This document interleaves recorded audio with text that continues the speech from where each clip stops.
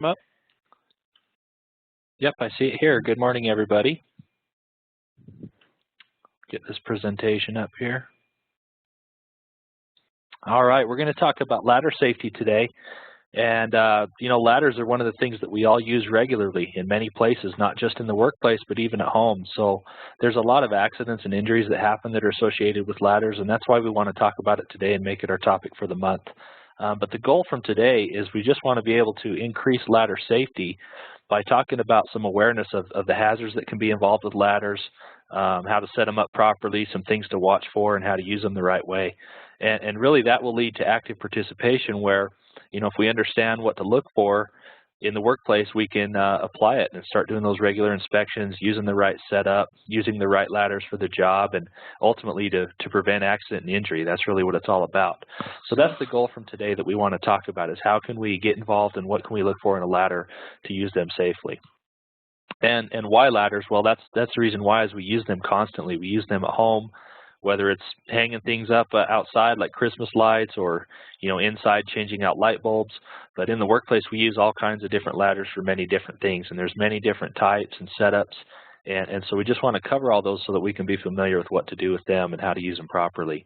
At the Trust, within the last 3 years, we've seen an average of about 15 injuries every year involving ladders of some kind, whether that's falling off or being hit by a ladder, different types of injuries involving ladders, which we're going to look at those today and hopefully get a better understanding of what we can watch for to prevent the types of accidents involved with those.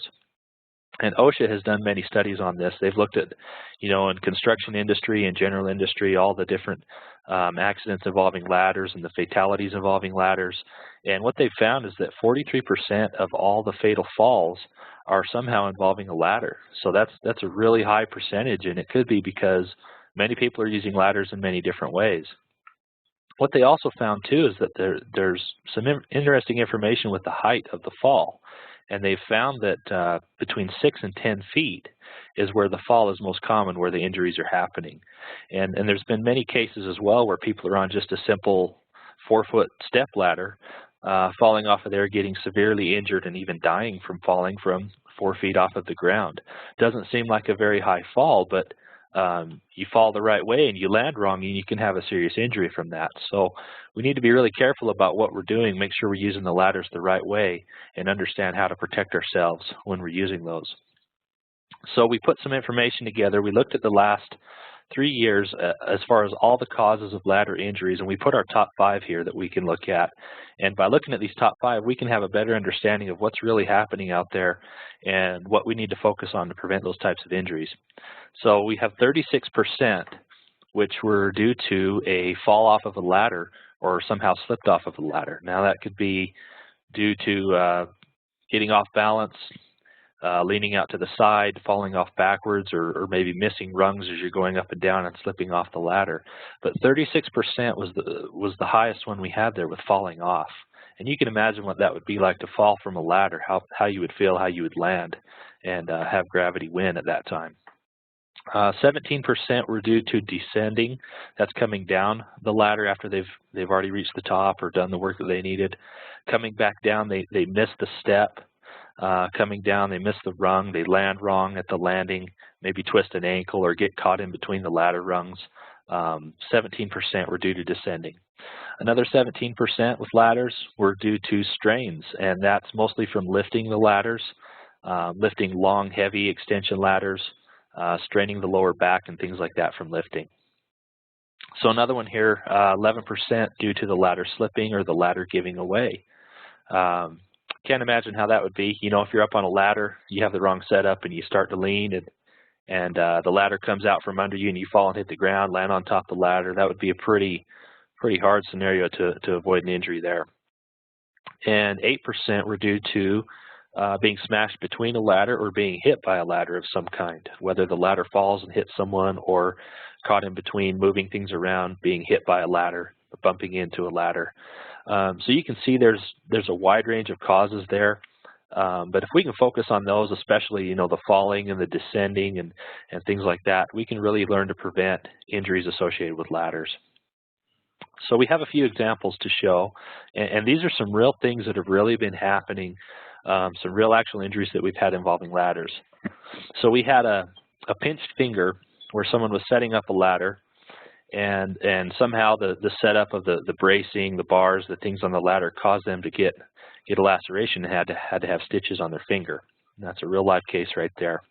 Objects that fell from the ladder.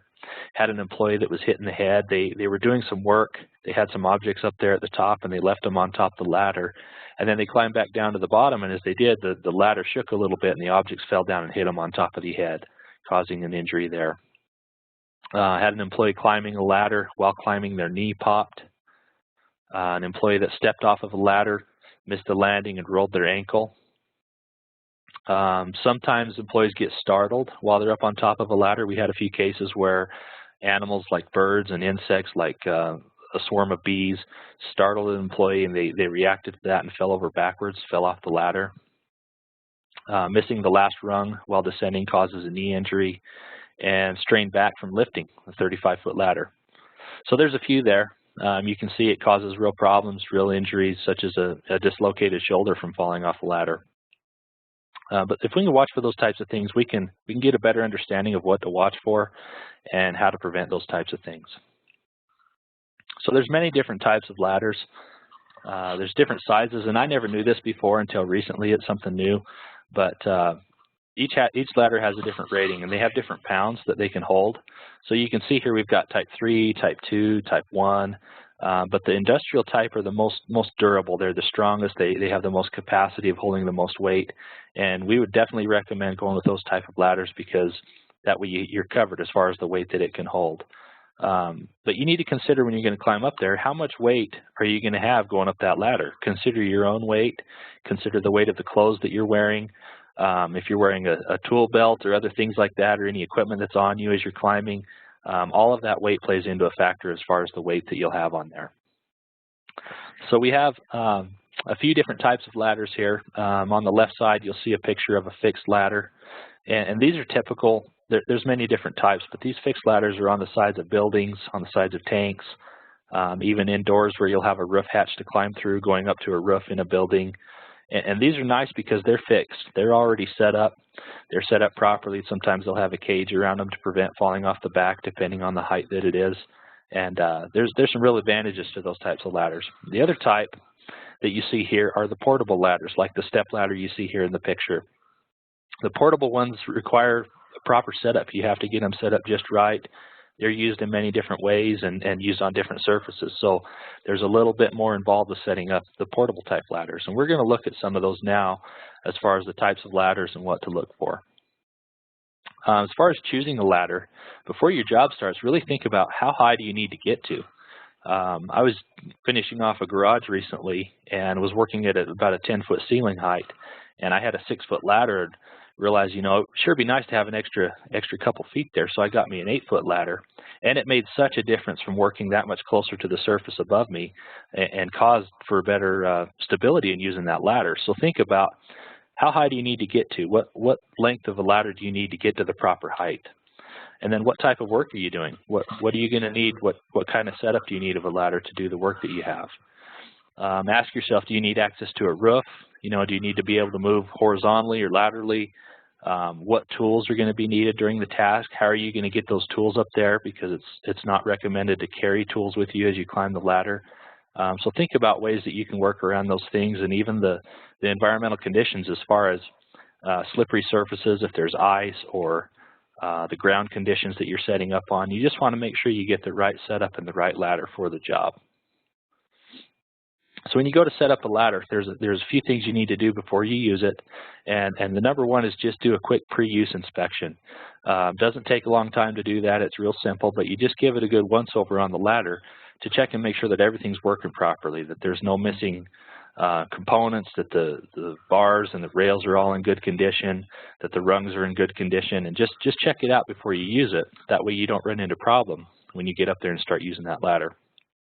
Some other recommendations are never use a ladder in strong wind. It can cause it to blow over. Even electricity, you want to stay at least 10 feet away from electric lines like power lines, because that could possibly arc, especially if you're using a metal ladder. You may want to consider keeping even a further distance away from the electrical lines. But ground should be level. You want to set up on a good solid surface, have a good setup, have both feet firm on the ground, and possibly secured at the top depending on how you're using it. So here we have just a regular checklist for a ladder, and this is something that gives you an idea of what to look for on a ladder. There's so many different components. One time I took a tour through a ladder manufacturing shop, and I was just impressed at how many things go into making a ladder. All the way the rails are constructed, the cross bracing, the rivets, even everything down to the stickers. Everything that needs to be on there needs to be in good working condition and ready to use, and this checklist is something that can help you through that. They recommend that you never paint ladders, and I always wondered why. Well, it's because the paint will cover up defects in a ladder. If you have cracks or missing things that you can't see, if it's covered in paint, that causes a problem. And your inspection as you do that and you run through it will keep injury from happening as you're using ladders that are in good condition. So there's many different types of configurations of ladders. This one here is just a simple step ladder, and they have a lot of common features, but some are a little bit different than others, and we're going to look at a bunch of those now as far as the different types of ladders and how to use those. But here you'll see on the picture they have an anti-slip foot on the bottom of the ladder. It keeps it from sliding around. They have the spreader bars, which you want to keep extended out at all times on a step ladder, the different steps and rails and things like that. But we'll look at some of these now as far as some of the details of those. So there's different configurations like step ladders, single ladders, extension ladders, articulated ladders, extension trestle ladders, and mobile ladder stands. So there's a few different kinds here which we'll look at. So here we have an A-frame step ladder, and obviously these guys on the left are getting a little crazy by putting two together, making an unstable ladder there. But with your A-frames, you want to make sure they're set up on a flat level surface. You want to have all the feet fully extended out and solid to the ground. You don't want to be placing them on top of other items like buckets or pallets or other things that might be unstable. And then you don't want to use them as a straight ladder. They're used to be opened up and not leaned against the surfaces. One key thing about step ladders is that the top two steps are not actually steps. They are there just as a support to hold everything together, and it will actually have a label up there. As you climb up, you'll see a little sticker on there that says top two steps are not a step. And I know we've seen a lot of pictures of people standing on the very top, the top cap of a step ladder, and obviously that is very unstable when you get up that high. They're not intended to be standing on at that level. So watch for those types of things. Here we have a picture of a ladder that was leaned up against some filing cabinets, and again, the step ladder is not to be used like that. It's not to be used to lean against objects. It's to be opened up all the way. For that case, where you have a section you need to get up really high, you could use a straight ladder. So here's an example of that, just a one-piece solid ladder that you can lean to the side of a wall or side of a building to get up high enough. Some things to consider here is that you can't stack these ladders together. You can't combine them together. They're not used as a scaffold. And then maximum length 30 feet. I think, wow, 30 feet is pretty high for a single ladder to be up there. But some key things you want to think about is when you go to climb a ladder, you always want to maintain 3 points of contact. So whether that's 2 hands and 1 foot or 1 foot and 2 hands, as you go up, you want to maintain that contact at all times and always face the ladder. Face the ladder forward so that you're not going to lose your balance and you can stay on there. But some other things, a good tip here is just keep your belt buckle inside the rails. So consider your belt buckle the center of your body. If you start getting out to the side of those rails beyond that, you're then leaning out to the side and you can be exposed to a fall from falling over sideways. So always try to face the ladder and stay within those 2 side rails. Here we have some extension ladders. And these are a little bit different. They have 2 sections, and they have this rope in the middle where you can pull the extension up to whatever height you need to get at. And they're nice. They have the brackets. You can adjust it to whatever height you need to be. But one thing here that I find very interesting is the maximum length for an extension ladder is 60 feet. I can't imagine an extension ladder being 60 feet tall and me climbing up that. That seems extremely high for a ladder. But believe it or not, they do extend out to high lengths like that. And there is a 1-to-4 rule for the proper setup. So here in this picture, it shows our proper setup. And what it is it's 4 feet high for every 1 foot out is your ratio of distance for setting up that ladder. There's actually an app for that on our phones that they have now. And if you just search in the App Store, find an app for ladder safety, you'll find it in there, and you can use this app on your phone to get the right angle of degrees for your ladder setup. And it can guide you through all the setup, all the components of the ladder, talk you through everything you need to look at to make sure you got the right ladder for the job. And Jason's demonstrating that here. That's the angle from the NIOSH ladder safety app that it has there. Shows you the angle of your ladder. And if you don't have a phone on you and you want a quick way to judge it, one thing that I've learned is stand right in front of your ladder and have your two front feet touch the feet of the ladder, and then reach your arms out straight and touch the ladder with your arms. And that's typically about a 1-to-4 ratio as well. So kind of a quick setup tip there. But with the setup here, you can see if someone's going to go up on that roof, you'd want to have that top section of that ladder anchored down and tied so that it doesn't fall or slide as you're climbing up that. Other techniques I've seen before is have somebody at the bottom who steps on that bottom rung or can brace that ladder for you as you climb up until you can tie it off. You just want to make sure that thing is really secure and stable before you go climbing up the tops of those ladders. So, Brent, if you are going up onto a roof like that, it shows that you're 3 feet above the edge of the roof. What's the purpose of that? That is so that you have somewhere to grab onto as you're stepping off onto the surface. So definitely a 3-foot, minimum of 3 foot above the landing is what they require there. And probably helps keep the ladder, if the ladder does shift, or keeps it from twisting and falling as well. Yep, something to hold on to, yep.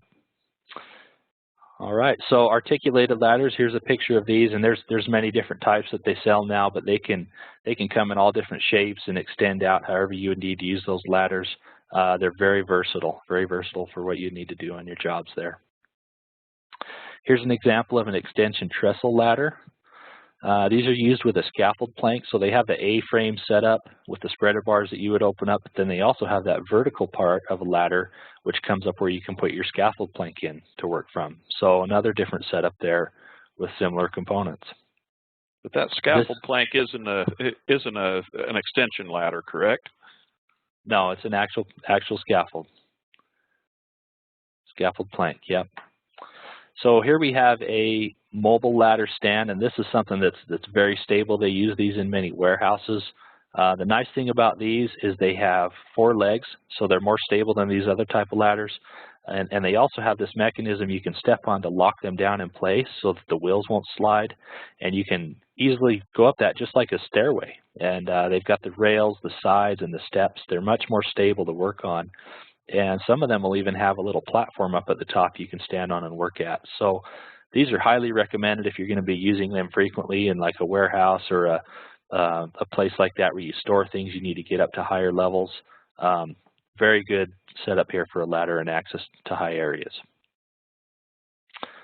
One thing to consider, we talked about some of the injuries earlier about, somebody getting hit in the head by a ladder. That's one thing we want to think about is where are we storing these ladders? How are we maintaining them? And the key is we want to have them secured. So like the picture to the left, those ladders could easily tip over and hit somebody in the head or fall on somebody, possibly cause some property damage. We just want to look for that. So if you're storing ladders vertically, make sure they're chained off or tied up to the wall, restrained from tipping over. Maybe you can put them on racks or even hangers of some kind to have them up and out of the way, get them off the ground, out of the way from where you're working. And you want to keep them clean, keep them dry, keep them out of the sunlight. You want to maintain those so that they're ready to use when it's time. You got a nice ladder in good condition ready to use. And do those regular inspections. The requirement is that you inspect them regularly. You could have a confident person do that. Just give them a regular check, make sure they're ready to go in good condition without defects. And if you ever find one that's damaged, we recommend that you remove it from service, but also cut it up so that no one can use it again. I've seen many times where there will be a defective ladder on a job site and they'll throw it in a dumpster on the job site, but only to have someone else come along later, find a ladder in the dumpster and pull it out and reuse it. So if it's not usable, if it's damaged, recommend cutting it up and just getting rid of it so it can't be reused. And as far as the summary goes, we've talked about some of the hazards today, some of the setups and different types of ladders and what to look for. But the key is just use the right ladder for the job.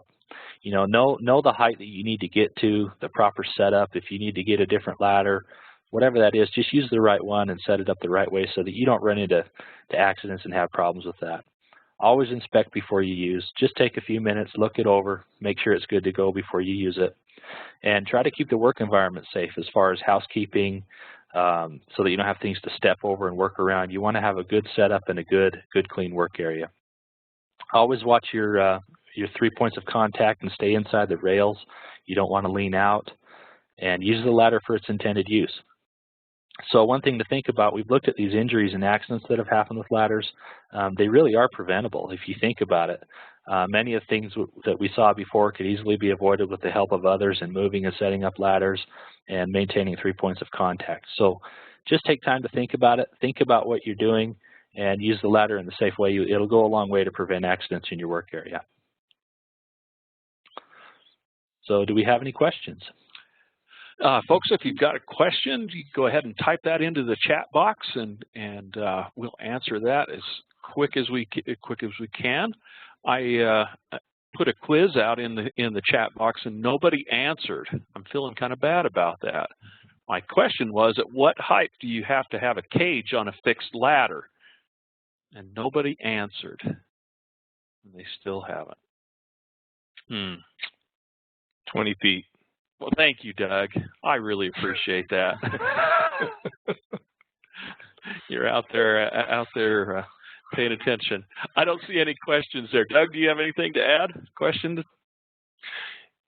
You know, I think it's really good just to, remember this is important information. We need to make sure we share it. We need to make sure others are following this advice, because, lots of times I'll be out talking to people and I'll ask them questions about their ladders, ladder safety, and someone may know what they're doing to stay safe on a ladder, but often people can't tell me what their teammates or other folks they're working with are doing. So something we need to make sure that we're all doing together and make sure that our organizations are staying on top of. Great. The other one thing that I was thinking about, we recently saw a claim come in where somebody was standing on a chair, an office chair with wheels, to change a light bulb or change batteries, something like that. To change a light bulb. And the person fell off and was seriously injured, off work for a significant amount of time, with some fractures, and so even those simple tasks that we have that puts us at height put us at great risk. So that purchasing a small step ladder for the office, if we've got shelves or other tasks around that we need to access a little higher location, let's go ahead and purchase that step ladder so we have the right tool for the job, like Brent said. Okay, I don't see anything coming in. Brent, we'll let you wrap it up there with no questions. All right, thanks everybody for attending. Hope you have a great day and be safe out there. Awesome. Thank you very much.